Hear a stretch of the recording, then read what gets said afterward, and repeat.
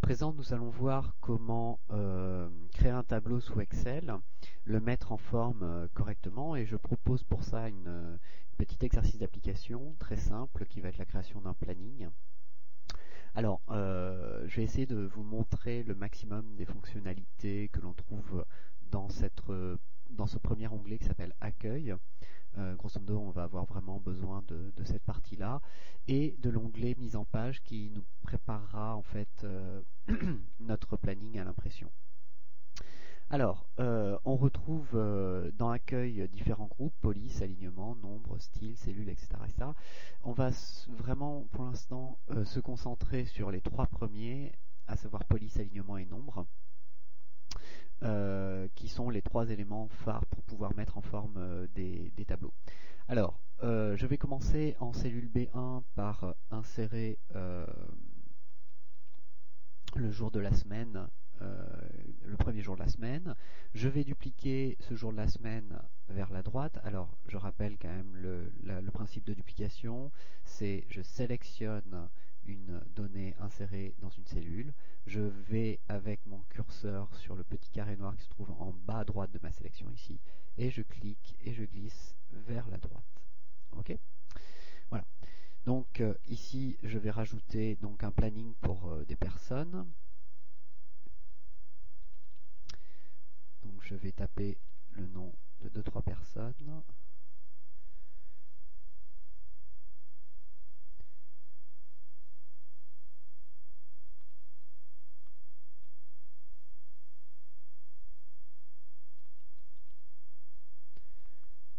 Ok. Une fois qu'on a fait ça, je vais sélectionner l'intégralité de mon tableau. Donc la sélection se passe avec la croix blanche, avec le curseur croix blanche. Je vais cliquer et glisser afin de surligner toutes les cellules qui vont être concernées, à savoir de A1 à H5. Et je vais déjà m'intéresser à faire apparaître la grille. Pourquoi faire apparaître la grille? Car si ici j'envoie mon document à l'impression, vous pouvez vous apercevoir que la grille n'apparaît pas à l'impression. Donc il va falloir vraiment lui indiquer. Pour ceci, ici dans Accueil, Police, j'ai une petite liste déroulante qui me permet d'accéder à la gestion des bordures. Il y en a de différents types. On va voir d'abord des bordures simples, comme celle-ci par exemple, qui va me permettre donc de faire apparaître les bordures de chaque cellule. Ok ? Une fois que j'ai fait ça, je vais pouvoir mettre en évidence la partie en-tête. Les en-têtes de mon tableau, c'est mes jours de ma semaine et les personnes qui sont concernées. Donc pour ça, je vais sélectionner de B1 à H1, sélectionner cette fois dans le groupe police le pot de peinture et insérer une couleur d'arrière-plan pour mes cellules.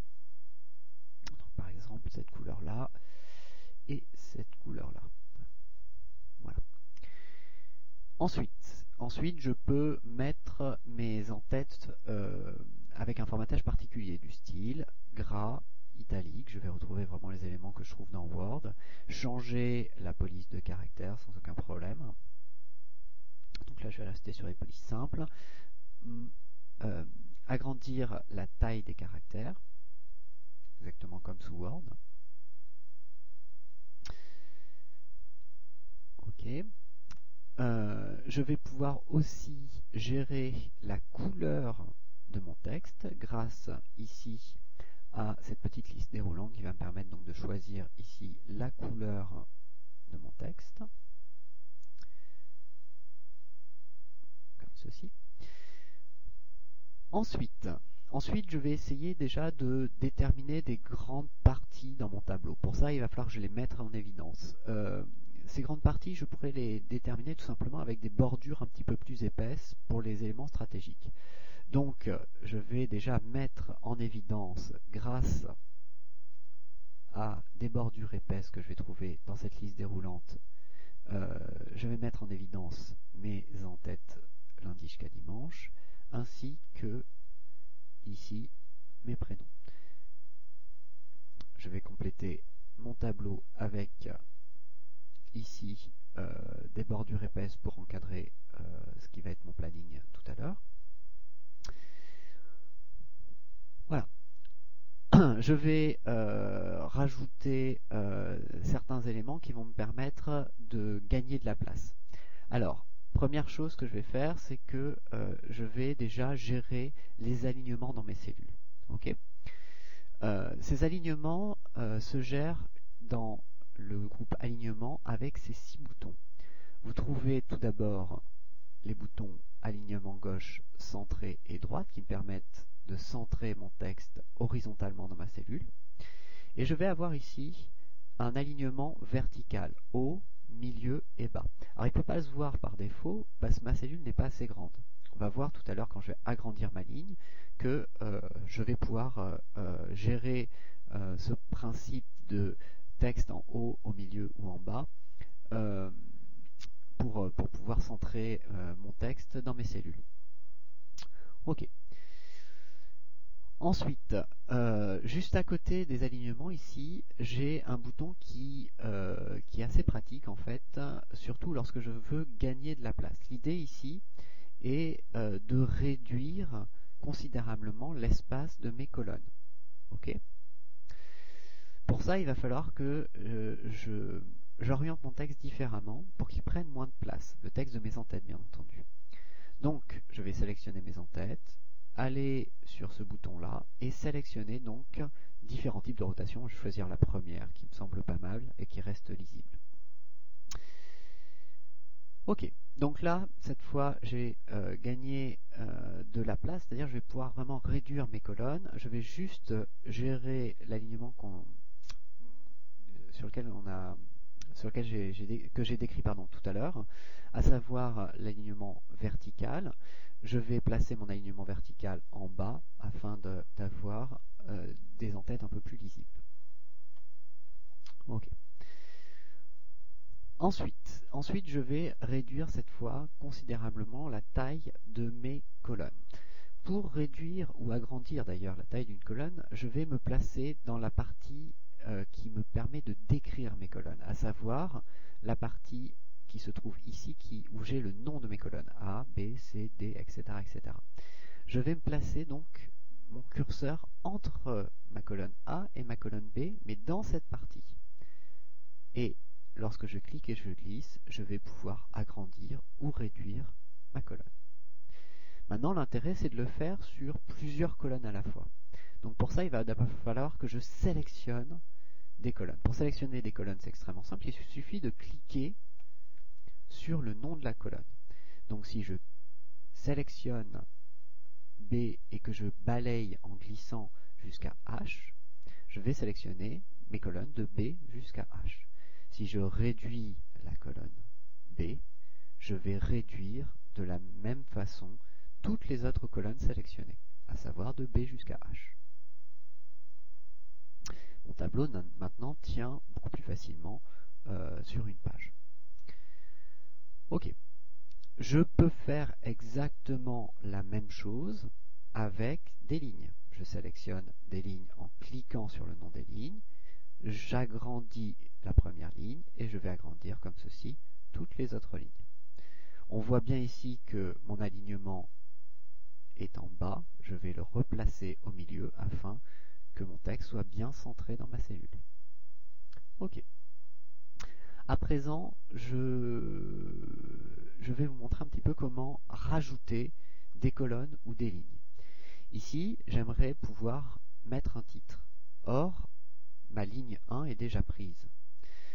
Pour insérer des lignes, il existe deux méthodes. La première, c'est grâce au bouton Insérer, qui fonctionne comme ceci. Je sélectionne une cellule, je clique sur Insérer, insérer des cellules ou insérer des lignes dans la feuille, ça fonctionne de la même manière, et je vais obtenir une nouvelle ligne vierge. Okay, je reviens en arrière. Deuxième méthode, il suffit de cliquer sur le nom de la ligne et d'aller sur Insertion, ce qui me permet d'insérer exactement de la même manière une ligne totalement vierge, qui va me permettre donc d'écrire ici un titre. Je pourrais de la même manière insérer une colonne en faisant un clic droit sur le nom de la colonne, Insertion, ou insérer des cellules, et j'obtiendrai donc une nouvelle colonne. Ensuite, on va voir un petit peu un élément qui est extrêmement important. C'est l'élément qui va me permettre de regrouper des cellules entre elles, ce qu'on appelle la fusion de cellules. L'idée, c'est j'ai plusieurs cellules et je vais en faire plus qu'une seule. Okay, donc pour ça, je sélectionne les cellules concernées et je vais avoir toujours dans le groupe alignement deux boutons. Le premier permettant de renvoyer du texte à la ligne, c'est-à-dire écrire du texte et lorsque le texte dépasse sur la cellule suivante, il va revenir automatiquement à la ligne, soit de fusionner les cellules entre elles, c'est-à-dire que d'un groupe de cellules, je n'en fais plus qu'une seule, ce qui va me permettre de pouvoir insérer mon titre comme ceci. Ce titre, bien entendu, je peux réutiliser des éléments que j'ai déjà vus, à savoir l'alignement, la taille. Alors la taille, on peut utiliser aussi ces petits boutons si on veut, si on souhaite agrandir. Hop, voilà. Alors, question qui est fréquemment posée, c'est comment écrire sur plusieurs lignes. Okay. Comment revenir à la ligne à l'intérieur d'une cellule. Alors pour ça, c'est extrêmement simple. Il vous suffit tout simplement de placer le curseur, on double-clique d'abord dans la cellule, hein, on place le curseur là où on veut revenir à la ligne, et on va combiner les touches Alt du clavier plus la touche Entrée du clavier. Ça me permet donc de forcer le retour à la ligne et de revenir donc à la ligne dans une cellule. Donc grâce à ça, je vais pouvoir par exemple avoir plusieurs lignes avec même plusieurs formatages différents. Ok. Voilà. Donc là, on a vu déjà pas mal d'éléments qui sont extrêmement importants pour la mise en forme. Restent bien entendu les éléments de mise en forme dynamique, c'est-à-dire qui vont se mettre à jour en fonction des éléments que j'aurai, des données que j'aurai dans mes cellules. Je vous montrerai ça dans un prochain chapitre.